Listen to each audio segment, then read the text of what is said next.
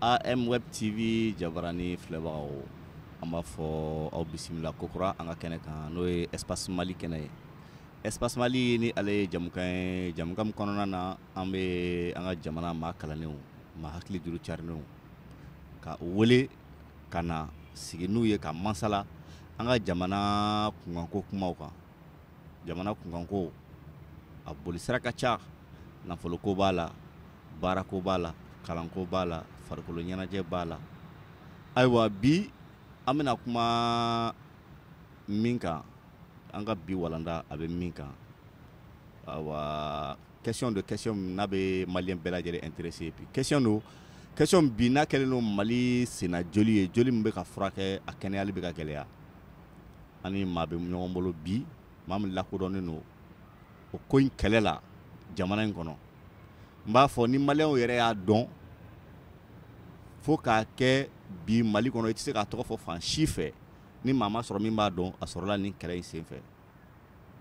O mɔgɔ min b'an bolokɔrɔ bi Ala barika la o ye professeur Clément Dembélé.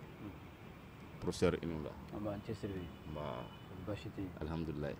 I yɛrɛ kɔni basi t'i la. Basi tɛ n na alhamdulilayi. Professeur bi an y'i wele ka na an ka plateau kan n'o ye Espace Mali jamukan plateau ye sur AM Web TV. I ye an ka weleli jaabi a diyara an ye a bɛnn'an ma. I ni ce an ka weleli lamɛnni na. Ayiwa professeur sisan an bɛna don an ka thème kɔnɔ n'o ye corruption ye ani enrichissement illicite. A bɛ kɔlɔlɔ minnu lase jamana ma nafoloko sira fɛ ani jamana yɛrɛ tagaɲɛ yɛrɛ kan en général. An bɛna don o la ka masalaw kan dɔɔni. Nka professeur mɔgɔ n'i bɛ fɛn kuma fɔ f'i yɛrɛ ka dɔn i bɛ ka fɛn min kuma fɔ. N'i bɛ fɛn lamɛn f'i ka dɔn i bɛ ka min lamɛn. Donc n bɛ fɛ dakuruɲa dama na i ka fɔ an ye yɛrɛ professeur corruption yɛrɛ ye mun de ye?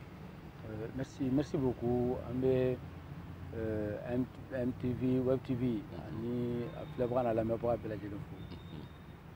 K'aw yɛrɛ fo kosɛbɛ kɔnɔbagaw na minnu b'a suivi k'aw bɛɛ lajɛlen fo. Ka foli kɛ Mali cɛ n'a muso denmisɛnnin maakɔrɔba Mali kɔnɔ ani Mali kɔ kan ka bɛɛ lajɛlen fo. Yuruguyurugu tɛ dɔwɛrɛ ye parce que ni sira dɔw bɛ yen nɔ i taara o fɛ i bɛ a kuma bɛ caya. Mais an ka kɛ an ka todunkan ye yuruguyurugu ye dɔrɔn ka fɛn ta min t'i ta ye. Fɛn ta min t'i ta ye. Gouvernement dɔrɔn ta tɛ dɛ. Fɛn o fɛn n'i b'a kɛ n'a tɛ bɛn sariya ma o ye namara ye. O ye namara ye. O ye yuruguyurugu fan dɔ ye. Fɛn o fɛn n'i y'a ta k'a dun min t'i ta ye u b'a fɔ o ma ko fadento. N'i y'o dun o ye sonyɛli ye. O tɛ namara ye o ye sonyɛli ye. O ye yuruguyurugu dɔ ye. Fɛn o fɛn ni e sɔnna a ma k'a kɛ parce que jɔyɔrɔ dɔ de b'e la jɔyɔrɔ min b'a to e b'a kɛ nka ni sariya tɛ bɛn o ye sebaga yira dɔ ye. Sabula e bɛ se ka kɛ fɛn tɛ bɔ a la. O ye yuruguyurugu dɔ ye. Misali la e nana ne sɔrɔ n ka bureau la parce que ne kɔrɔmuso den ye ko concours kɛra ne ma wari minɛ la dɛ ne y'i la passer concours la parce que n kɔrɔmuso den ye o ye yuruguyurugu dɔ ye. E nana ko parce que an ye sigiɲɔgɔnma ye e nana ayiwa Clément nana walasa n bɛ fɛ ka fɛn dɔ kɛ jamana kɔnɔ marché dɔ ɲini k'a di yan ne ye marché in d'i ma i ye marché baara kɛ i ma namara kɛ marché la dɛ i y'a baara k'a kɛcogo la a ɲana yɛrɛ de. Il y a eu un traitement de faveur. Mais merci comme ça komi ne y'a ta k'a di e ma de alors que ne tun kan k'a bila bɛɛ de ɲɛkɔrɔ ni min fɔla y'a cɛ n'a ka hakɛ ye n'a ka se o ye namara dɔ ye. Bɛɛ y'a dɔ ye. Ne ye wari dɔ suɲɛ k'a fɔ ko n bɛ dɔ bɔ a la ka taa misiri jɔ ka mɔgɔw nɛgɛ nɛgɛ k'a fɔ bon ko n bɛ suɲɛli kɛ u b'a fɔ Clément ye silamɛ Clément bɛ ta o ye fɛn namara dɔ ye. Hali an bɛ taa sɔrɔ dɔ la n'i taara baarayɔrɔ la sisan u y'i ka papier ko ɲɛnabɔ u b'a fɔ o ma ko worosɔngɔ worosɔngɔ yɛrɛ ye haramu fɔlɔ ye worosɔngɔ yɛrɛ dili haramu don parce que ni e ye worosɔngɔ di ne ma se ka worosɔngɔ di ne ka papier tɛ ɲɛnabɔ i n'a fɔ i ta cogoya donc o fana ye namara dɔ de ye o b'a fɔ o ma ko trafic d'influence c'est à dire que ka fɛn dɔ di ko worosɔngɔ yɔrɔ an fɛ an b'a fɔ an fɛ an ka laada la worosɔngɔ ye haramu worosɔngɔ ye sonyɛli de donc n'i ye nin bɛɛ fara ɲɔgɔn kan mɔgɔ o mɔgɔ n'i bɛ fɛn dɔ kɛ sariya mɛ min fɔ o ye sonyɛli dɔ ye. Walasa ka fɛn dɔ bénéficier. Walasa ka fɛn dɔ sɔrɔ olu bɛ ka fɛn dɔ kɛ ou bien ka mɔgɔ wɛrɛ la nafa la o bɛɛ ye sonyɛli. La corruption c'est l'acte délibéré qui est exprimé par une faveur donnée à quelqu'un dont il ne doit pas l'avoir dans cette procédure. C'est de détourner le bien social, le bien public. Même si la personne, le mérite, même si la personne le mérite, elle ne devait pas l'avoir par la procédure. Lorsque la procédure n'est pas respectée, on est dans un délit et ce délit s'apparente à la corruption. quelle que soit la forme. Quelle que soit la forme. Et quelle que soit la raison, lorsque la procédure n'est pas respectée, nous sommes dans un délit. Et là, la corruption englobe tout cela, que ce soit le trafic d'influence, que ce soit l'enrichissement illicite, que ce soit l'abus de biens sociaux, que ce soit faux usage de faux. Ali Mougamimbe, par exemple, il y a carte Ninaglam. Et où la 1982, mais il y a 83. Au final, il était sur tout très chaud. Il a carte Ninaglam, il était à Kiragalara. Il y a un peu Abe, il y a un peu de Dinagono. Jamana Beritaru, Jamana Begage, and you know, a former 1 million, 1 Durukata for Kuya Farima. Ah, Jogan, for Abegane. Abegane, more better to the parce que moi, je Jamana Kono, parce que Fomo Castrata, la Fama Rabashi. Il va reconnaître un amphithéâtre Minavaro. Depuis un Moussatavre, bien qu'à Foko, Moussatavaka Fangation, les Fangaro, Fangaro, Zone Fangaro, Moussabi, démocratie, et Amaliko. Démocratie. Non, ma démocratie, mais démocratie, on est dans un net tout le monde. Donc, ma calendrier, une démocratie en fille. Au lieu de le Koulouba, il y a qu'à faire Djaï qui trouve un bureau qu'on a scientifique à Milan. Et donc, les dirigeants maliens ont compris qu'à un moment, au sein de la démocratie, on peut creuser une petite fenêtre qui permet de prendre la part du peuple et de le maintenir dans l'ignorance, dans la misère. Donc on a détruit 2 choses essentielles chez le Malien. On a détruit le ventre du Malien en l'affamant, on a détruit le cerveau du Malien en le rendant ignorant. Donc ça veut dire que ce sont ces 2 variantes qui font fonctionner l'être humain dans sa conscience constructive sociale. Donc on allait à la démocratie là-dedans, il y a que Zoure Moussoumandi. Aminata Blé, Sangana Fula, Bramajan Kuma, Bouamouna, Afara Tarewulu, Zongole, Kokara Tare, au bout de Madame Monochel, ah, professeur, Kanato comme Banafo, parce que, Amanga Basé Richi ou Douanga Kizeru, Kata et Kulana, Katafona, Malikulana, Malekona, Balmake Sylvie. Il veut mourir qu'à Cheli qui est bébard avec Chala, Monsieur Jobet, c'est là qu'on a Malgona. Après l'église, il y a ce qu'il a fait première année à droit, avec Mani Prétriment. Malikona, ni deux sous qui a cherché au commentaire qui a vu le titre de cette année à ce que c'est le jour. Malikona, ni bon zone, commerçant de zone de l'ouf, l'année où on était transitaire zone de l'ouf. Mais pour certains, il faut pas faire un yangwe. Comment on peut yangwe, c'est mis en action à ta con. Ah, il m'a dit ça. Ah, professeur, si ça y est, de corruption pour la cas, voilà.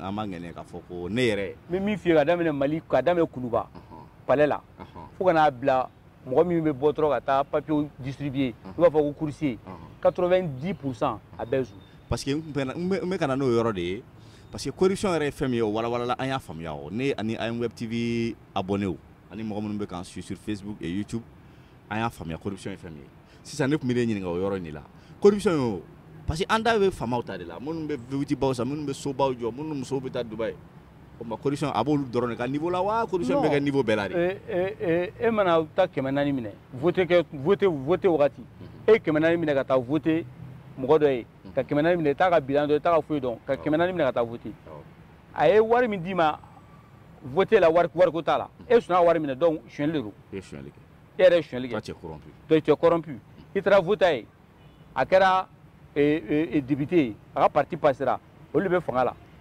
mais et salon au sera ka training le mutui et ka karmblé ou bien ka adamani au final que toi police a kuguruke et to fait ko warke ko kongur sara voilà fiba ini ga ko filane ma c'est très muso munu fait en ton sigi la et ka voter wakati aba fawo o fo bo comme ro mini demain mais il arrangé maintenant 3 millions et soit ti sur au sera ka sode ni kele mutui to fait 3 millions quand dama pour que aka arrange fi kla do ka ka foroka ali sebe chweli kono me fa mi foi ye fama zone ro fantan zone ya jala mali fama ko chweli malone no ali sini malon willa ko fama tan war chweli attention par exemple mali courantike mali fantan no non tan courantike ni fama ka groupe mena na quartier kono atara da Congo ka fo groupe faka su kolenu an tesele ma so groupe faka na afra na shira dibila siningene abta énergie du mal abta ni fama be shira dibila siningene ni finteni yoro fama ni climatiseur tout bolo ani yele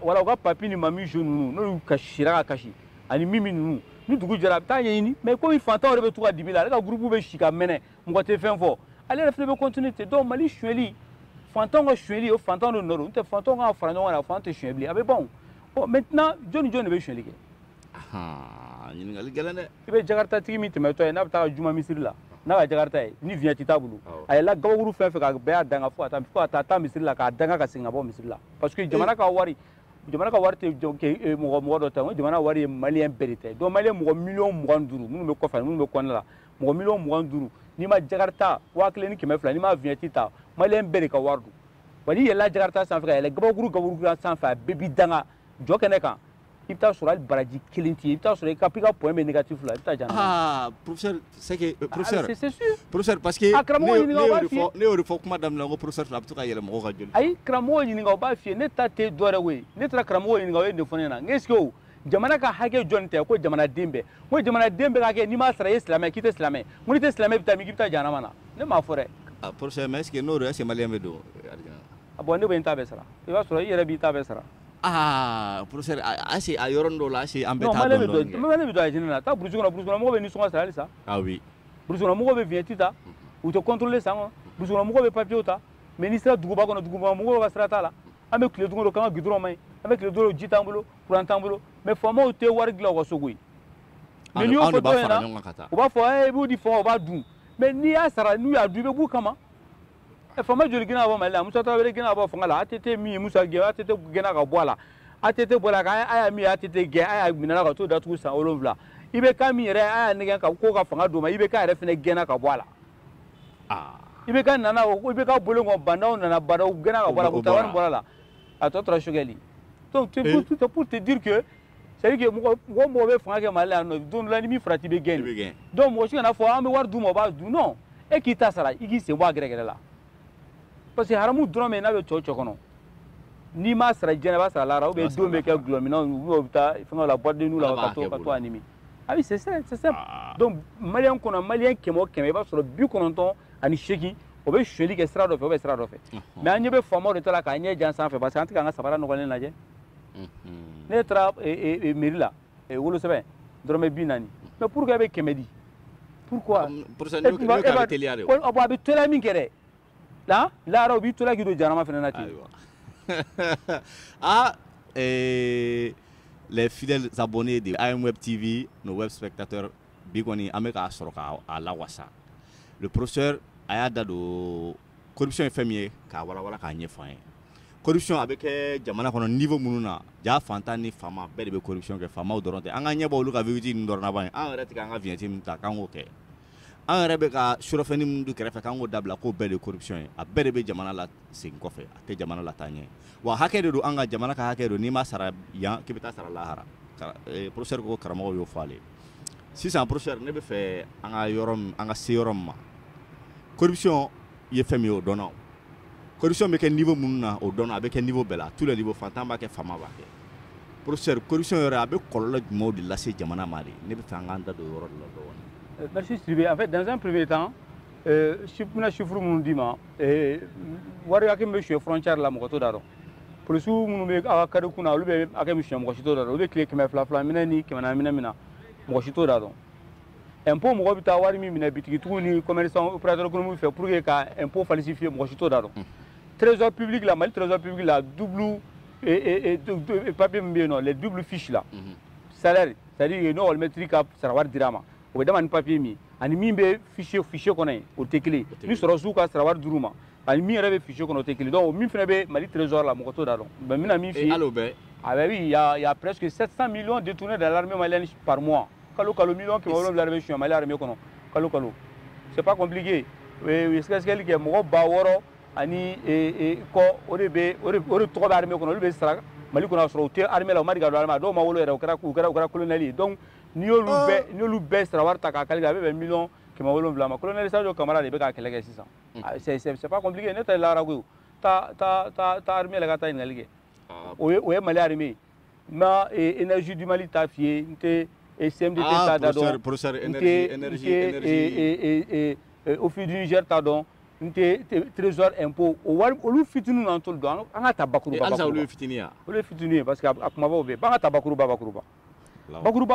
miliyari 200 miliyari 250 o de bɛ suɲɛ Mali kɔnɔ san joli san o san kalo 12 kɔnɔ n'i ye rapport vérificateur général ka rapport ta i bɛ CENTIF ka rapport ta i bɛ CASCA ka rapport ta il be Banque mondiale ni FMI ni Union européenne ani Frédéric Ebert il bo rapport ta il be Canadien rapport ta rapport chegia ni ya a compiler il be soroka Afrobaromètre mo ka rapport faroka to ni yo beta ibita be résultat Mali ngambe Mali mare comme ne be baraka Afrique en zone beka mais nga Mali dron tata avec milliards kemé flan milliards bidru et ça be chez Mali professeur mais est-ce que bon là milliards kemé flan bidru be chez Mali kono ça milliards kele avec million bakile mo o ni o fo nyana ne million kemeta non ne mi nga ni afo nyana o milliards kele million bakile bon eta fam aba sa jete ka bon anwa anga ke duguma sray milliards kele avec be 100 bidru ni nani ani kalo konontoni kile mo dogo do be watandu.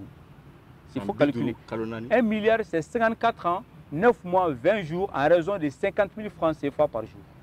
Et multiplié par 250 fois, volé par an sur 12 mois. Ce qui, sur l'économétrie, ce qui correspond à 1143 ans de retard pour le Mali. Mais c'est avancé. C'est 100 ans.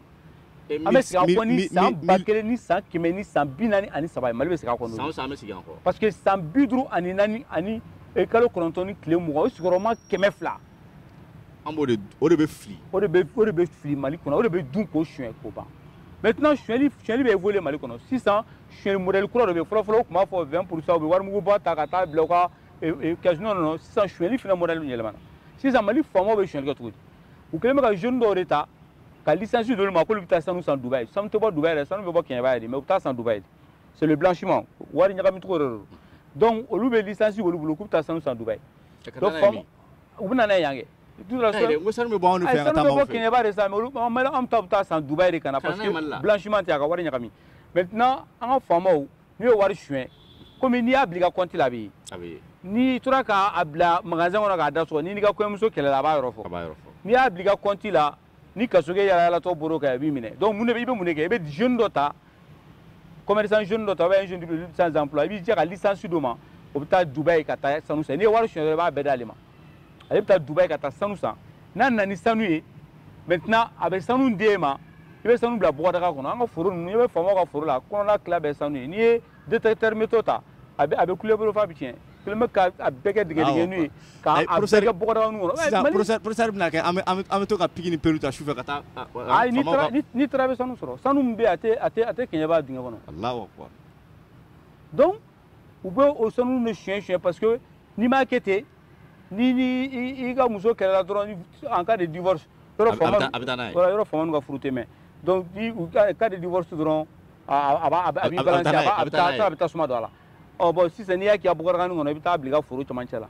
il faut aujourd'hui aller à ce niveau avec des détecteurs de métaux. Non, mais tu trouves, c'est ça. Moi, je te dis la vérité. Non, mais professeur, donc, il Mali 250 milliards de francs CFA avec Bemounema. 250 milliards avec Beakolso Bakele, Annie Kemé Frambidou. 250 milliards, c'est 1250 écoles. Pas salle de classe, mais école. École. Dans chaque école, il y a 9 classes. De la première à la 9e année. Pour recevoir 80 élèves, tu fais le calcul, cela correspond à 350 000 enfants scolarisés chaque année au Mali. Le Mali n'est pas un pays pauvre. Le Mali mais on a appauvri le Mali. C'est un pays pauvrement géré. C'est différent. Parce que le Mali est géré. Au lieu de Mali appauvri. Ni a Franyonga, Sankeli. Il y a des bacs qui mettent en bidou de Rola. Il y a aussi bacs qui mettent en bidou. Il y a des mimeta Rola sans ça. Fantandou. Il y a ma bac qui mettent en bidou. Le professeur est venu à Kalana. Il y a d'autres choses là.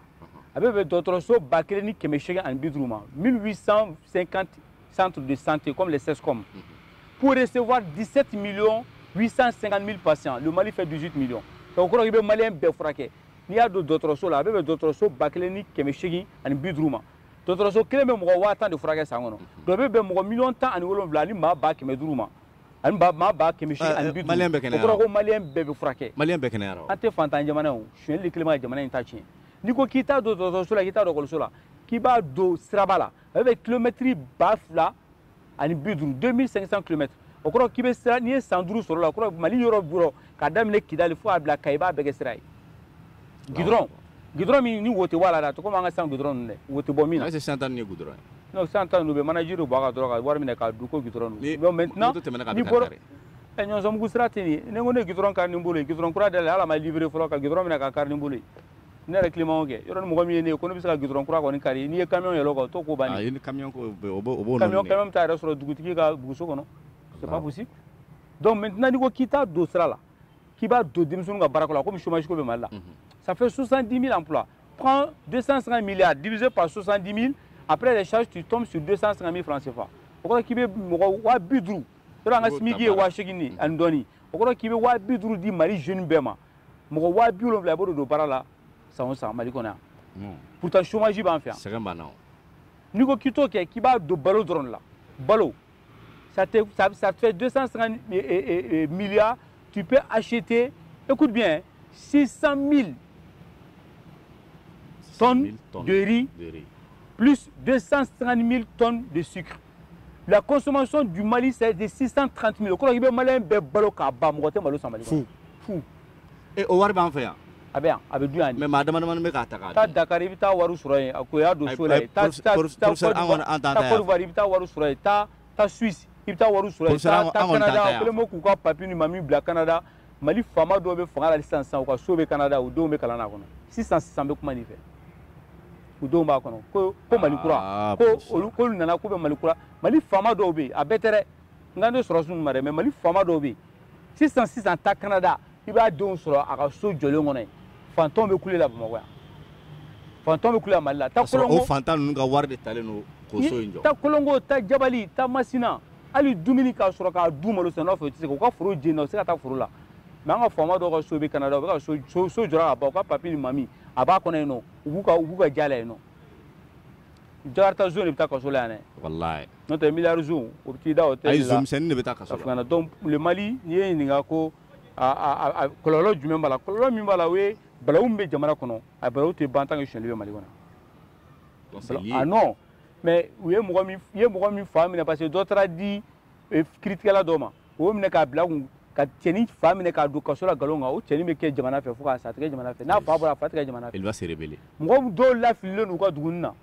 d'autres ka ta fraction do duma yo ta o far la fiala ay ji duma yo ji mi no ko borula ay dumini duma dundu ko borula a torola ne ma fo me la mi fo nga kayene mais femi nana na ne bo ko do fo a torola ay clé de maron ke ay fini do san ko di demzunu do a ko fa ay saka jigini do san kana ko nana ntimato endoma o laba anani clashin ko fi abamne ko une frère je ne bamne ko ko ide ngelendama am ta clair la am te saw ma wi am ko kishi fama juguru ma wala ba fa de ko wilingata bon Mali jihadisme ko kono bara ko ni to mo tetu jarusu ko mais tant que kongo be mo la Mali kona tant que bana be mo la tant que akina te mo kuno butaro mina utadu ba ke tugudi bala umbe Mali kona bala ute ban tant nga fama obe fantan tadu Mali kona tant que kirijugu be tiga Mali kona tant que fantan dugulo be mina la tant que fantan muso furu be sa parce que ko setai tant que mo se guyira furake Mali kona tant que ordonnance bi bulo wa woro be wa akema woro be sa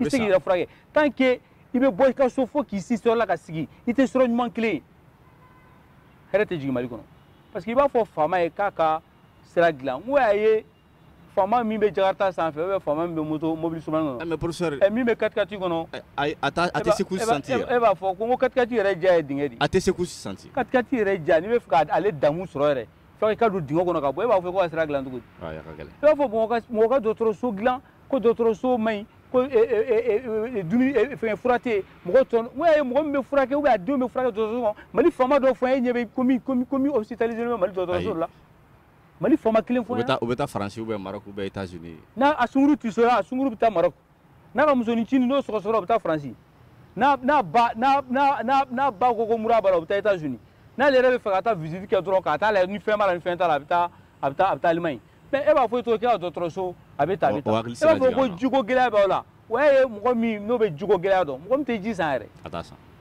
ala biro ko na jago ba mo bi ko na jago ba so jago ba te war dala e ba fo ko orange do ferika forfait ka ou bien Malitel waye mo be unité saradi mo be unité re ni mo la o ba do ka gela le no mo mi sera wari million bi wolon vla ani dure kalo sans parler des petites affaires à gauche à droite non au sera fantan donc aujourd'hui le Mali est dans cet état de déliquescence totale où à un moment, quand on demande aux dirigeants de faire les hôpitaux, Ça, c'est tu parles aux dirigeants qui se soignent dans les hôpitaux. Les dirigeants maliens ne se soignent pas dans un hôpital malien. Quand tu dis aux dirigeants maliens que les routes ne sont pas dans les bons états, tu parles à des dirigeants qui roulent dans les 4x4, alors que l'aisance, même le plaisir des 4x4, c'est de rouler sur des routes qui ne sont pas en bon état. Quand tu demandes à nos dirigeants qu'on n'a pas d'eau potable, et c'est ça, des dirigeants qui consomment l'eau du peuple, ils ne consomment pas l'eau du peuple, ils ont l'eau comme il faut gratuitement, ils ont tout gratuitement, ils n'ont pas besoin de nous. Ces dirigeants ont le mépris pour le peuple malien. Ils n'ont jamais aimé le peuple malien, ils ne vont jamais aimer le peuple malien. C'est pourquoi, à l'inverse, le peuple malien n'aime plus le Mali. Le Malien ne croit plus au Mali. Le Malien n'espère plus sur le Mali. Non. Donc il y a ces 3 éléments qui ont disparu sur le Malien parce qu'on a vidé la tête du Malien en lui faisant croire que le spectacle, le sensationnel a une importance. Aujourd'hui, quand tu dis aux Maliens que la Russie va venir, tout le monde va applaudir, la France va venir, tout le monde va applaudir, mais les gens oublient qu'on ne mange pas, les gens oublient qu'on n'a pas de route, les gens oublient qu'on n'a pas d'électricité, les gens oublient qu'on n'a rien. Mais on est plutôt pris dans les sensationnels. Oui. Et les dirigeants ont compris qu'il faut emporter le peuple dans les spectacles. On est dans un cinéma. Il faut que l'environnement est créé, aux situations de créer qu'à blaye pour que on kana miri fin wɛrɛ la parce que professeur y'a fɔ hein kɔngɔ bɛ mɔgɔ min na minɔgɔ b'a la sira t'a bolo bana b'a la a ma furakɛ o hakili tɛ jigin fangako la. Le Mali aujourd'hui c'est la guerre des ventres. Tant que kɔnɔbara in ma fa. Que ce soit le terrorisme, le djihadisme, l'insécurité, machin. C'est la guerre, c'est la guerre des ventres. Le Malien a faim. Mais comment le faire Sidibé? Comment bɛ mɔgɔ mɔgɔ la a bɛ sɔn fɛn bɛɛ ma. A bɛ sɔn fɛn bɛɛ ma. Kɔnɔbara in ka fa dɔrɔn. Ne fa tun bɛ to k'a fɔ n ɲɛna ko kɔngɔ tɛ mɔgɔ si faga k'a danbe to a la. A tɛ sɔn fɛn fɛn ma a b'a bɛɛ kɛ. Bon kɔngɔ de bɛ Malien na. Mais Malien ka kɔngɔ tɛ Ala nɔ dɛ. Malien ka kɔngɔ ye Mali faamaw de ye kɔngɔ bila Malien na. Mali faamaw ka dunkojugu. Dunkojuguya ka tila ka Mali kalan tiɲɛ walasa Malien si kana sɔrɔ min ka kodɔn bɛ se ka bonya k'i miiri k'a fɔ k'olu bɛ min na sanfɛ. Ayi n'i yɛrɛ bɛ miiri komi ni Malien. N bɛ fɛn dɔ f'i ye bi. N'i bɛ baara kɛ jamana kɔnɔ domaine 5 de bɛ yen. Transport logistique, assurance banque, communication stratégique. N'i y'o kalan ninnu ta k'a lajɛ a kalan kelen tɛ yen min bɛ kɛ Mali université publique la. Pétrole et mine n y'a mɛn ko fana o daminɛna ko bɛ kɛ université dɔ la n tɛna tɔgɔ fɔ antenne kan mais a bɛ kɛ université privée dɔ la. Ça veut dire que n'i bɛ fɛ ka taa école publique la fantanden e bɛ mun de kalan kɛ socio-anthropologie o baara tɛ sɔrɔ yan. Sans juridique au baraté sur lettres modernes au baraté sur philosophie baraté sur et géographie baraté sur économie baraté sur bara munun be jamana yɛrɛ kɔnɔ ni y'a kalan kɛ be ça été bara sɔrɔ dɛ Mali université b'o de kalan kɛ donc fantandenw bɛ taa yen comme ça fantandenw tɛna fɔ ko u ma jamana mun bila ka taa université la a ye taa université mais a tɛ bara de sɔrɔ kelen filanan san o san Mali faamaw bɛ fɛɛrɛ dɔ de tigɛ san 5 walasa ka Mali kalan tɔ cun ka taa fɛ sisan an bɛ article 39 ko de kɔnɔ u t'a ɲɛnabɔ dɛ parce que olu denw bɛ école privée de la article 39 ko tɛ yen nɔ n'o tɛ ni Mali faama den bɛɛ tun bɛ école publique la sans sɔrɔ article 39 ko ɲɛnabɔ a tɛ ɲɛnabɔ parce que faut pas que ngolo ni jini ɲagalen olu ka kun papi ni mami jo la c'est la guerre organisée contre les pauvres au Mali. Donc mauvaise volonté. Mali faamaw bɛ fɛ ka Mali fantanw si la tunu de k'u ban pewu. U t'a fɛ an ka faamuya u t'a fɛ an ka bɔ nɔgɔ la. film dɔ tun bɛ ko ɲamantonw. Fo Kalifa b'a film na l'acteur la.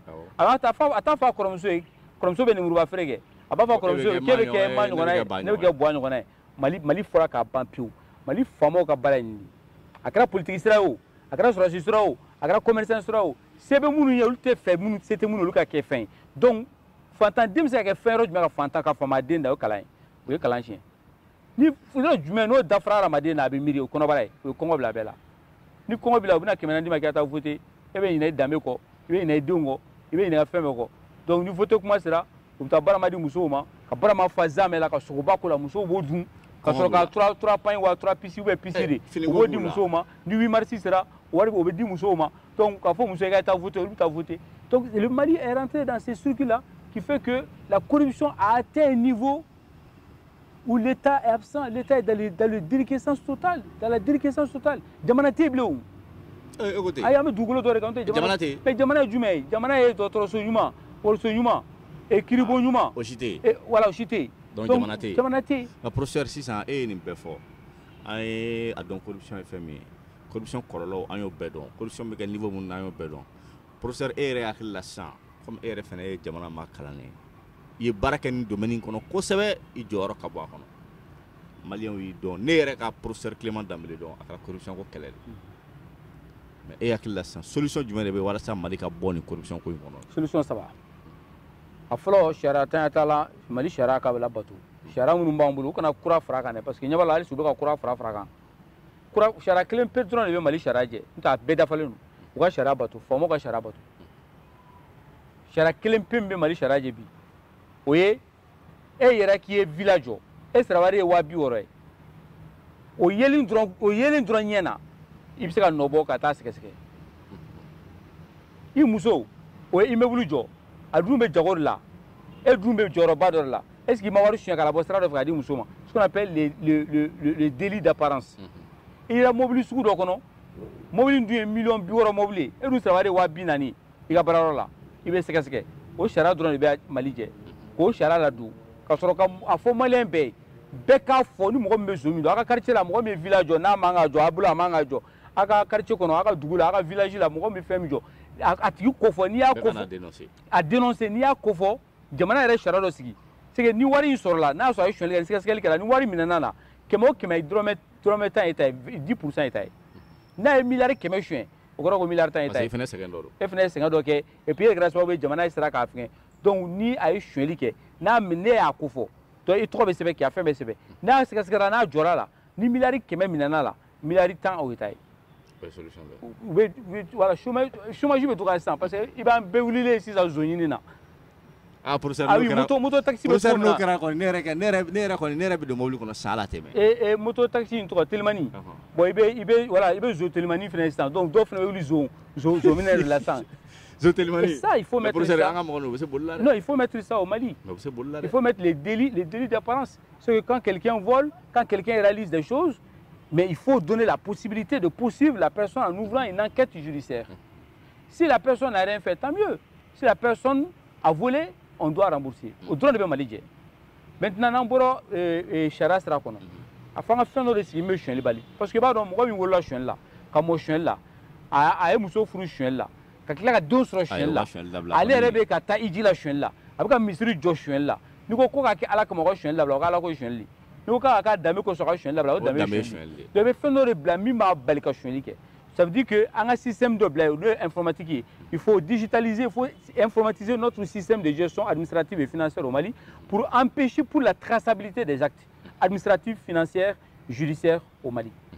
A kɛra sɛbɛnko sira fɛ o, a kɛra sariya sira fɛ o, a kɛra wariko sira fɛ o, n'i bolo maga la dɔrɔn a bɛ dɔn k'a fɔ ko e de y'a kɛ.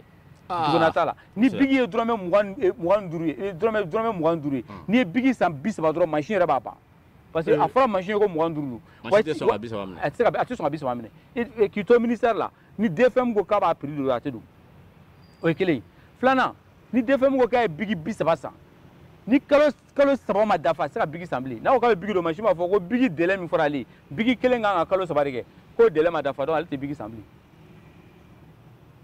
O kɔfɛ, n'a ye sanni kɛ, commande kɛ, a ka bila internet ka bɔlɔlɔ kan, bɛɛ k'a ye, e b'i to ka so, ne bɛ n ka to so kan, bɛɛ b'a dɔn ko bi ko nin ministère ye nin sanni kɛ, a sanna nin wari hakɛ de la, a sanna nin cogoya de la, wa a commande passera Bintu Bilen de ma ou bien Aminata Diagne de ma pour que bɛɛ k'a dɔn est-ce que Aminata Diagne ni Bintu Bilen est-ce que olu bɛ se ka marché kɛ, n'o tɛ se ka marché kɛ entreprise min y'a miiri k'u namara la, n'u ye plainte don marché bɛ bloqué, ni marché bloqué la, fo tribunal de k'a sɛgɛsɛgɛ k'a lajɛ n'o tɛ marché kɛra a kɛcogo la, ni tribunal b'o lajɛ tuma commission dɔ de bɛ yen o b'a lajɛ, n'o commission y'a lajɛ n'olu y'a dɔn k'a fɔ ko sɛgɛsɛgɛ b'a la olu b'a dɔn a ta tribunal la nin bɛ dɔ bɔ suɲɛli la.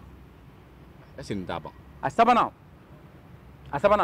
ni mɔgɔ o mɔgɔ ye suɲɛli kɛ fɛn fɛn b'i bolo k'a bɛɛ minɛ o dɔrɔn tɛ hali i den ka kusi a bɛ kusini min don o bɛ feere dɔrɔmɛ 5 a bɛ kusini min don k'a bɛɛ minɛ la antage tɛ yen u ka n'u taara dɛrɛni sɔrɔ yen u ka kusi bɔ a la ka taa n'a ye jamana ta n'i sara ka sɔrɔ jamana ka wari ma sɔrɔ u ka taa jɔlɔkɔ meleke kaburu mɔgɔ o mɔgɔ sara Mali kɔnɔ n'a ye wari suɲɛ manamanakan tɛ dɛ u ka jɔlɔkɔ sira bɛɛ kaburu sanfɛ a ka k'a fɔ k'a datugura fo ka diɲɛ wuli wa san o san u bɛna peinture kura mɔn a la k'a fɔ condamné à perpétuité wa jɔlɔkɔ tɛ bɔ a kaburu sanfɛ n'i denw taara k'u bɛ t'i kaburu lujura u bɛ taa jɔlɔkɔ sɔrɔ i kaburu la yen n'i mɔdenw nana u bɛ jɔlɔkɔ sɔrɔ i kaburu la ni i ta mɔdenw ko munna ko nin kɛra la k'a tɛ tɔw la n'i taara kaburu donna ne ye jɔlɔkɔ ye kaburu fɛn fɛn o kɔrɔ k'o ye zon kaburu ye il faut faire ça dans ce pays donc n'an ye nin baara ninnu kɛ sisan ala tɛ san kelen sɔrɔ a la suɲɛli bɛ dabila a bɛ sɔn ka dabila i bɔra sisan polisikɛ ye 200 minɛ u ye fini bɔ a la bɛɛ ɲɛna k'a lajɔ a ka kɛsuni kɔfɛ dɔrɔn ka sous-vêtement gloki ni kusi t-shirt dɔ d'a ma ka fini minɛ a y'a bɔ polisiya banna o cogo nin bɛɛ la n'a ko yɛrɛ fana ko dɔ bɛ di commissaire ma u taa dɔrɔn u bɛ taa jɔ commissaire la dɔrɔn u bɛ commissaire fana ta bɔ a la n'i taara ni juge dɔrɔn magistrat dɔ n'a ye wari minɛ n'a sɛgɛsɛgɛra e ko k'i ta ye tiɲɛ mais namara kɛra la a sɛgɛsɛgɛ ka taa sɔrɔ tiɲɛ don a ka magistrat banna parce que ale kelen tɛ se ka magistrat tɔw tɔgɔ tiɲɛ n'i taara administration na marché public a dira dɔw ma a man ka d'o ma a ma kɛ fɛn na ko fɔ wari de dira mais u ye DFM gɛn ka secrétaire général gɛn ka dɔ gɛn mɔgɔ mɔgɔ da donna la k'a bɛɛ gɛn ka bɔ baara la marché dira ma n'o kɛra minnu sigilen don chômage la sisan olu bɛ baara sɔrɔ olu bɛ baara sɔrɔ kɛ marché dira e min ma ka tila ka marché minɛ la donc i y'i ka wari di miliyɔn 40 miliyɔn 80 ka yugu kɛ a kɛra fu ye i y'a di min ma o gɛnna wa marché ma sɔrɔ a tɛ dabila mais le problème c'est que Mali faamaw yɛrɛ comme olu yɛrɛ ye zo ye parce que minnu kan ka nin baara nin kɛlɛ yɛrɛ kɛ olu yɛrɛ mana intéressé len tɛ faama mana sariya labɛn cogo cogo a bɛ bɔda dɔ ɲini a yɛrɛ la o de ye liberté provisoire yɔrɔ ninnu ye o de ye prescription ye ko ni Mali ye suɲɛli kɛ n'i ye san 10 tɛmɛ k'i tɛ se ka taa kaso la bilen o kɔfɛ tuguni ko n'i minɛna ko i bɛ caution sara n'i ye miliyɔn 100 suɲɛ i bɛ 30 sara i bɛ bɔ 30% de don i bɛ bɔ tant que Mali kɔnɔ yan n'i ye dɔ suɲɛ i bɛ dɔɔnin sara i bɛ bɔ bilahi suɲɛli tɛ dabila Mali tant que a bɛɛ ma minɛ i kana bɔ n'a bɛɛ minɛna wa fo k'e saya tɛ baara kɛ Mali kɔnɔ yan hali marché public i tɛ se ka bɔ a nɔfɛ sisan professeur o kɔni wa ko Mali faama bɛɛ jago a bɛɛ ka furakɛ hôpital public la a bɛɛ u ka Mali faama den bɛɛ bila école publique la n'o kɛra sisan an ka hôpitaux bɛɛ bɛ kɛ ni ne kɛra président c'est ce que je fais donc les ministres sont obligés d'aller se faire soigner dans les hôpitaux publics les enfants des ministres même les cadres au Mali doivent aller dans les écoles publiques avec l'an 600 non n'o kɔni kɛra kɔni e denw bɛ yen e yɛrɛ ko tɛ Papuni Mamini ani Mami Jaune donc ani Mimi tant que olu kɔni bɛ yen tant que olu bɛ yen non i b'a ye sisan a bɛ dilan yan donc notre problème aujourd'hui c'est que on a deux pays il y a le pays des riches des bourgeois corrompus il y a le pays des prolétaires qui sont piétinés dans la boue de la déchéance Mali ye fila de ye fantanw ni fantandenw olu bɛ tɔɔrɔ olu b'a muɲu a bɛ ko la olu tɛ se ka kuma parce que ko se t'u ye faamaw olu b'u sago kɛ wa mais faama ninnu man ca fo fantanw de ka fara ɲɔgɔn kan ka kɛ jamakuluba ye k'a fɔ an tɛ sɔn bilen an ka suɲɛ an tɛ sɔn bilen de nkalon ka tigɛ an tɛ suɲɛ namara ka kɛ donc an ka baara y'o de k'a fɔ fantanw ye a yiriw la f'u ka sɔn don dɔ la k'a yira k'a fɔ ko se b'olu de parce que olu de ka ca démocratie kɔrɔ de ko jamajɛ fanga jama ka ca yɔrɔ min na a ka girin ye nin jama ka ca yɔrɔ min na a ka girin ye nin ye professeur nin bɛ an se an ka jamukan kuncɛyɔrɔ la sabula sanga min b'an bolo o sanga dafa la bi i n'a fɔ n y'a fɔ émission daminɛ na cogo min na an bɛ espace Mali de kɛnɛ kan sur AM Web TV ani professeur Clément Danbele de bɛ ɲɔgɔn bolo anw bɛ ka kuma min kan o de ye yuruguyurugu ye yuruguyurugu yɛrɛ ye mun ye a bɛ kɔlɔlɔ jumɛn se jamana ma a bɛ kɛlɛ cogo di wa n'a kɛlɛla jamana bɛ nafa minnu sɔrɔ professeur a y'a da don ninnu bɛɛ lajɛlen na k'a walawala an b'a ŋaniya k'a fɔ ko mɔgɔ o mɔgɔ bɛ ka an suit AM Web TV Jabaranin sanfɛ Facebook kan walima an ka chaîne YouTube kan k'a fɔ ko a bɛɛ lajɛlen ye faamuyali sɔrɔ nin na halisa an b'a fɔ a ye an ka publication il faut les aimer les partager et faites vos commentaires k'a ka suggestion kɛ o b'a to anw an b'an ka baara améliorer o b'a to aw fɛnɛ an bɛ produit ɲuman di aw ma professeur n bɛ fɛ k'i ka foli laban di an lajɛbaga ma Mali kɔnɔ ani Mali kɔ kan an ka jamu ka ɲɔngari o kan alors n ka foli laban o ye n'i taara Hindu jamana kan an b'a fɔ o ma ko Hindu jamana kan les Assyriens mais sisan pour que an ka faamu Hindu jamana kan n'u bɛ taa sama minɛ na u tɛ sɔn ka sama belebeleba minɛ u bɛ sama denninw de minɛ n'u nana ni sama dennin ye u b'a sen siri bɔlɔ la n'u y'a sen siri bɔlɔ la u b'a to sama b'i sama a tɛ se ka taa a bɛ kule a bɛ kasi a bɛ fɛn bɛɛ kɛ f'a bɛna dɛsɛ a b'i da u bɛ dumuni d'a ma u b'a ko u bɛ ji d'a ma u bɛ juru siri a sen na sama min bɛna san caman kɛ a bɛ kɛ sama belebele fanga b'a la juru min b'a sen na juru in bɛ toli mais i b'a jateminɛ sama in tɛ bɔ a nɔ na bilen sama in b'i da n bɛ ka min f'i ye n yɛrɛ ɲɛ de ye documentaire dɔ la yen sama in b'i da sama in tɛ bouger a tɛ foyi kɛ u bɛna dumuni d'a ma n'u ma dumuni d'a ma a tɛ se ka wuli a yɛrɛ ka taa dumuni kɛ n'u ma ji d'a ma a tɛ taa ji min u b'a ko u bɛ to ka yɛlɛ a sanfɛ ka la yala yala donc sama in kɛra mɔgɔninfin bolo kɔnɔ fɛn sama in dun fa bɛ yen a ba bɛ yen a somɔgɔ bɛ yen a bɛ kungo kɔnɔ a lafiya bɛ yen mais sama in o bɛɛ bɔra a kun na juru min yɛrɛ sirila sen na ka kɛ jɔn ye juru in kɔrɔla juru in tolila mais sama in tɛ taa bilen Siribe b'a dɔn pourquoi sama tɛ taa yɔrɔ la bilen sama sen tɛ juru la bilen dɛ sama hakili de bɛ juru la maliyɛnw ko hakili bɔ juru la n bɛ foli bila a bɛɛ ma maliyɛnw nin kuma in kuma kɔrɔmaba don o kɔrɔ ko jɔnya ka juru don i la k'i siri k'i da k'i meleke o tɛ jɔnya ye hakili ka jɔnya o de ye jɔnya ye an b'a ɲini ala fɛ ala ka hakilina ɲuman di an bɛɛ lajɛlen ma ala ka hakili dayɛlɛ nɔgɔya an bɛɛ lajɛlen ye jamana kɔnɔ mali fama fantan ala ka hakilina ɲuman di an bɛɛ lajɛlen ma ala k'an segin an danbew ma ala k'an segin an bɔkolow ma halisa maliyɛn danbe kun ye min ye n'o ye maloya ye n'o ye gasidon ye n'o ye fadento dunbaliya ye ala ka maliyɛn bɛɛ lajɛlen hakili sigi o ma walasa mali a ka bɔ nɔgɔ la halisa an b'a fɔ aw ye aw ka sɔgɔlen to an na sur IM Web TV Facebook sanfɛ YouTube an ka chaîne YouTube IM Web TV ani an ka agencement de page sanfɛ walasa a ka ni jamukan ɲɔgɔnna wɛrɛ sɔrɔ avec une autre personnalité maa wɛrɛ min bɛ domaine wɛrɛ dɔn min bɛ na kuma o fɛnɛ kan walasa ka ne ni aw k'an bɛɛ lajɛlen bɔ fili la k'an bɛɛ lajɛlen hakili dayɛlɛ k'an bɛɛ lajɛlen kisi hakili ka jɔnya ma aw k'an bɛn ni ɲɔgɔnna wɛrɛ kɛnɛ kan don wɛrɛ